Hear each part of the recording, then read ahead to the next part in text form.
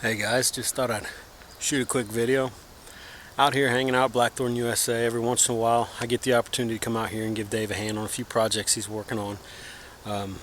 Just wanted to talk a little bit about some of the stuff that we're doing out here, or he's doing, and I'm helping with, and what it all ends up looking like. Right now there's quite a few different things in different stages, so I thought it'd be a good time to shoot a little video to show the progression of things. So as you can see kind of behind me, this is what we start with. This is what the cedars look like when we come into them. We come in, take the chainsaw, limb them all up so we can move around in there, and then we start dropping trees. Depending on what they're going to be used for, will depend on what diameters that we're going to use, what lengths we're going to cut them to, things like that. But as we process them down and start dropping them, you end up looking more like this, where we've cleared an area. Now this particular area is gonna, I think, end up being parking. We're working on the new property out here that he's been out at for just over about a year now, I think. But this is the new property. As we drop the logs and limb them out, we end up with these debris piles, which end up getting chipped up into mulch or thrown into the burn pile, whatever. Then we have the downed logs with the bark on them. After this, we end up peeling them. Peeling them is a process in and of itself, but what we end up using usually are these spuds. These are the tools that we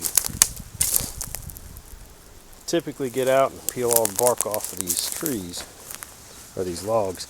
Once we have the logs, he does one of two things with them usually.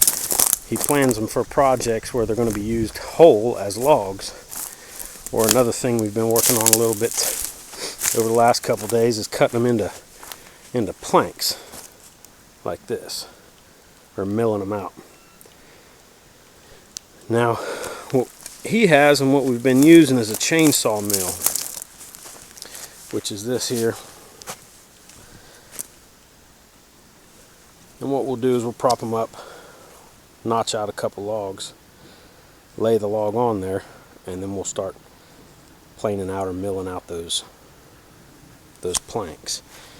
Now all of that will eventually be used for different projects, and I'll walk you kind of back through some of the area we've been playing with, and you can kind of see where some of it's at in different stages.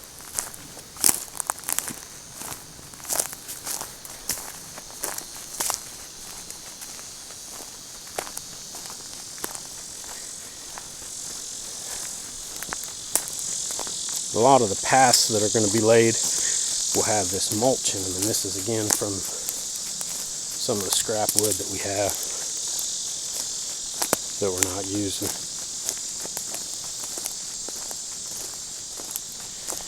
And this first little structure that's in process here is like a three-sided open face structure.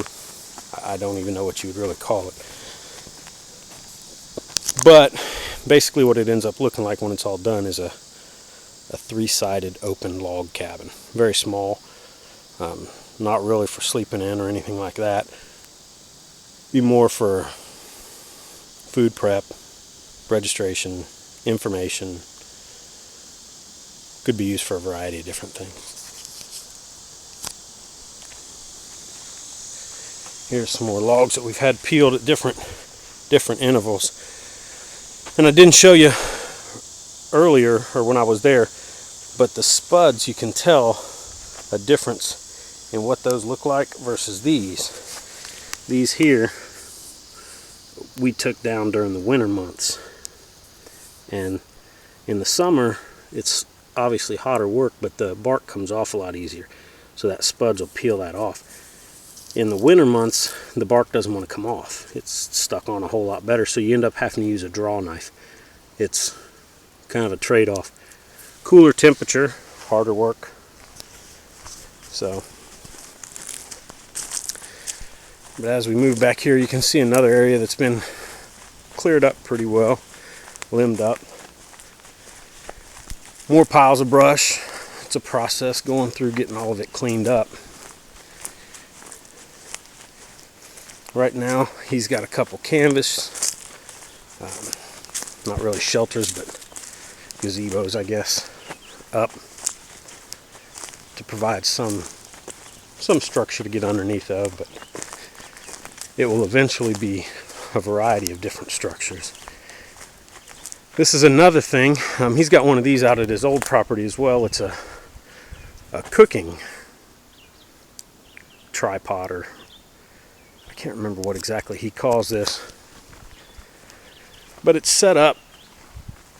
The structure has these ridge poles going across the top, and then these poles you move forward and back with the chains hanging from them that you can then suspend your cook pot or whatever over the fire that is then down here. But these were all logs that have, or poles that have been dropped and barked, and then he stained them. Other little structures that he's put up along the way. These over here we've wedged in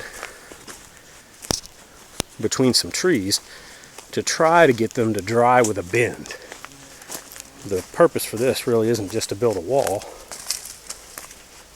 The purpose for this is that hopefully in the future we're going to be able to use some of these to make a dome style shelter, or he's got a lot of plans for different variations of structures. Here's another example of he was playing around with a roof structure that would go on top of your building that doesn't typically require any lashings or anything to hold it all in place. The weight of itself holds it all in place. But I don't want to make this too long. I just want to make it short. We're kind of at a break in the work today, so hope you guys enjoyed checking out what we're up to, and if you get a chance, come on out, and it'll get a little more in depth every time. More structures going up and more areas for classes, and he's going to be doing a lot of great things out here.